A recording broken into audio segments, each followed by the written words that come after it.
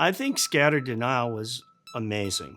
The film opened the eyes of many. There he is. Oh my goodness, look at you. Brother. You know, we've gone from basically ignoring this, denying that it is a problem, to making this front and center in just a couple of years.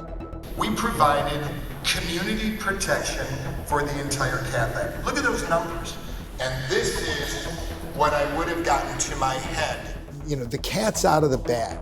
There's no longer a debate. I did worry about it, but I knew there was no stopping my husband. My father doesn't care about his own perceived radiation exposure. You know, this is not going to be for me. And I'm a very busy interventional cardiologist. Workflow is critical to me. Well, this is to protect the staff, because the staff is his family. When I married Dean, I knew what I was getting into, but I did not expect the wear and tear of being an interventional cardiologist. I didn't know if I'd walk again. I had no idea. Watching a very close friend of yours go through something like Dean did. It has a powerful impact.